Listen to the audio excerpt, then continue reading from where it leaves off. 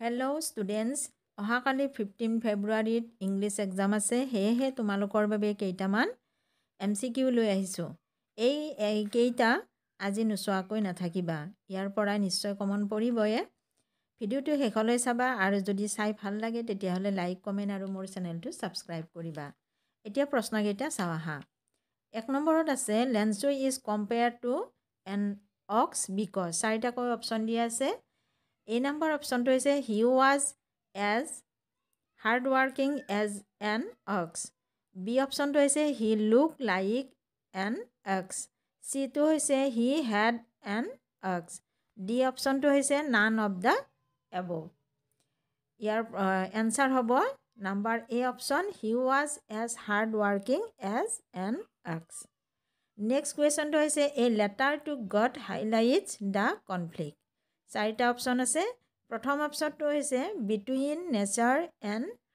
humans B অপচনটো হৈছে among humans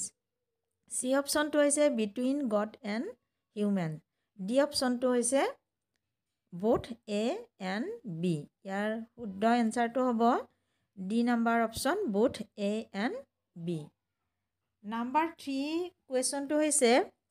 what did Lancho compare the large raindrops with ইয়াৰ তো চাৰিটা অপচন আছে প্ৰথম অপচনটো আছে pearls B অপচন আছে silvers C অপচন হৈছে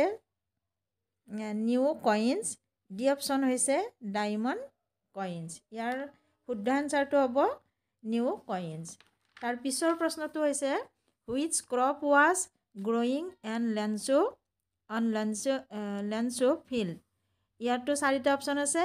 ৰাইচ বাৰ্লি সুগাৰকেন ডি অপচনটো হৈছে কৰ্ন ইয়াৰ শুদ্ধ আনসাৰটো হ'ব ডি অপচন কৰ্ন তাৰ পিছৰ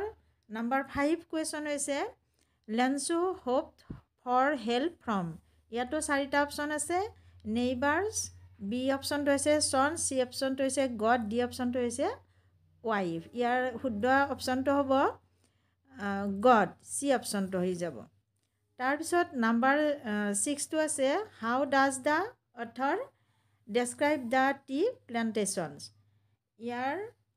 তো চাৰিটা অপচন আছে a sea of tea bushes B option আছে a house of tea bushes C option আছে এ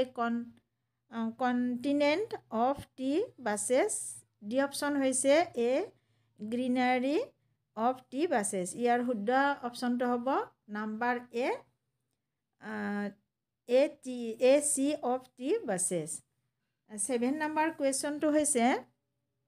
how many years Mandela spent in prison?